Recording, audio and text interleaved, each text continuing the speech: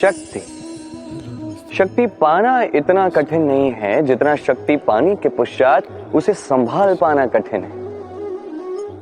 क्योंकि जैसे ही मनुष्य शक्ति प्राप्त कर लेता है उसके मन में गर्व आता है, जो अभिमान बनता है, जो हठ बनता है। इसलिए शक्ति प्राप्त करने के साथ ही विनम्र होना अति आवश्यक है। और ये हमें सीखना चाहिए वृक्ष से।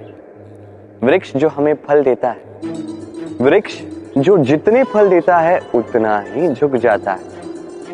हम पत्थर मारते हैं उस वृक्ष पे फल प्राप्त करने के लिए, उस पत्थर की मार सहकर भी वृक्ष हमें फल ही देता है।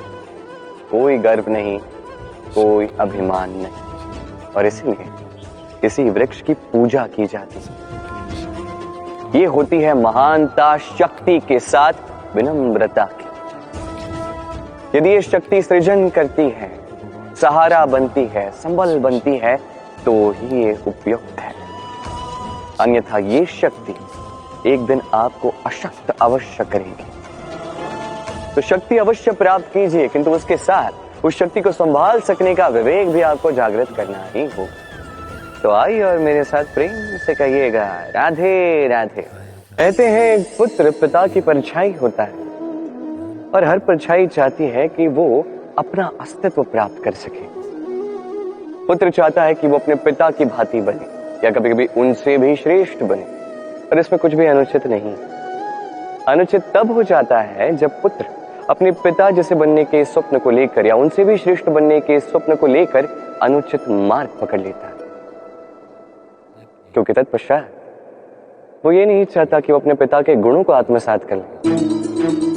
वो बस ये चाहता है कि संसार की दृष्टि में मैं श्रेष्ठ सिद्ध हो जाऊं। ये अनुचित है। संसार में कई सारे लोग इसलिए श्रेष्ठ बनने का प्रयास करते हैं ताकि उनके परिवार के पिता का मान सम्मान बढ़ता रहे।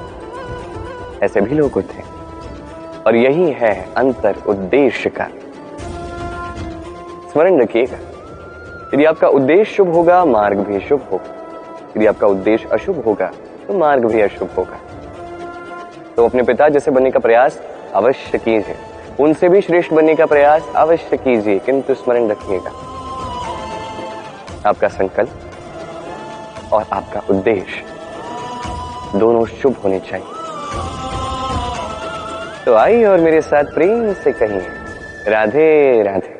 शक्ति एक अत्यंत विचित्र वस्तु है, या कह सकते हैं भाव। पिता सदैव चाहता है कि वो अपनी शक्ति पुत्र को सौंप सके ताकि वो शक्तिशाली बने, ये उसके हित में हो। और पुत्र सदैव चाहता है कि उसे पिता से ये शक्ति प्राप्त हो सके, किंतु शक्ति प्राप्त करने के लिए पुत्र होना पर्याप्त नहीं, पात्र होना आवश्यक है।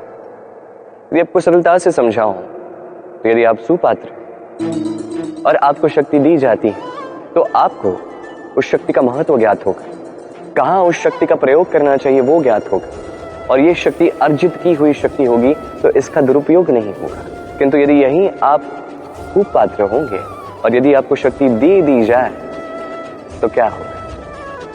देखा जाए तो ये शक्ति आपको दान में ही मिली होगी, तो ना इसका महत्व आपको ज्ञात होगा, ना इसका उपयोग आपको ज्ञात होगा। इसका दुरुपयोग होना निश्चित है। इसलिए यदि आप कोई शक्ति प्राप्त करना चाहते हैं तो पहले उसके योग्य बनिए, पुत्र नहीं पात्र बनिए। और मेरे साथ प्रेम से कहिए, राधे राधे।